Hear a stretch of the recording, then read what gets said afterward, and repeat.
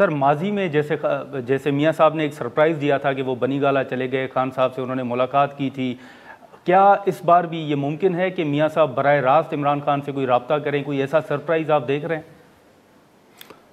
मुझे इसके कोई इम्कान नज़र नहीं आते, और उसकी वजह ये नहीं है कि हमारी तरफ से इसमें कोई वो हिचकिचाहट है या तजब्ज़ब है। हम किसी दीवार के साथ, और दीवार भी ऐसी जो फौलाद की दीवार हो और जिसमें कोई लचक ना हो, जिसमें एक तरह की लचक से भी आगे की बात हम करते हैं कि जिसमें एक परले दर्जे की रौनक पाई जाए, हम क्या मुंह लेके वहाँ जाएं। और फिर ये है कि वो एक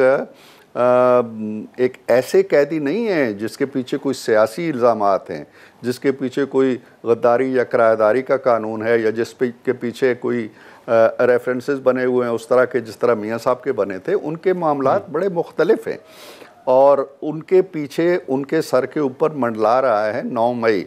हम ये नहीं कर सकते हैं कि उनकी दहलीज़ के ऊपर जाके खड़े होकर 10 बस्ता उनसे ये ख्वाहिश का इजहार करें जी कि आएँ हमसे मिले, हमारे दरवाजे खुले हैं। लेकिन अब ये नहीं होगा कि हम दरवाज़ों के बाहर खड़े होकर हाँक लगाएं, आवाज़ें लगाएं और ज़ोर ज़ोर से उन्हें पुकारें जी कि आएँ। आना चाहेंगे तो ज़रूर आएँ, हम बात करें। सर लेकिन जिन केसेस का आप जिक्र कर रहे हैं, इन केसेस का अंजाम आप क्या देख रहे हैं कि ये मामला किस तरफ जाएगा? मामला उसी तरफ जाएगा जिस तरफ कानून लेके जाएगा। देखें ना, बाज़ केसेस जो हैं, हमारे किसी केस के अंदर, चाहे वो मियाँ साहब पे था, हमारे बाकी लीडरों पे था या किसी पे था, उनकी नौयत से आप वाकिफ़ हैं, इनके केसेस की नौयत से आप वाकिफ़ हैं। तोशा खाना एक मटेरियल केस है, चीज़ें वहाँ से निकली हैं, चीज़ें वहाँ से रियायती और बेइंतहा रियायती कीमत पे ली गई हैं, बाज़ारों में बेची गई हैं। बेशुमार चीज़ें ऐसी हैं जिनका इंदराज ही नहीं है, लेकिन वो वहाँ से उठाई गई। ये मटेरियल एविडेंस है। इसी तरह उनकी फॉरेन फंडिंग है, उसी तरह उनका ये 190 मिलियन पाउंड का जो केस है वो सबके सामने है।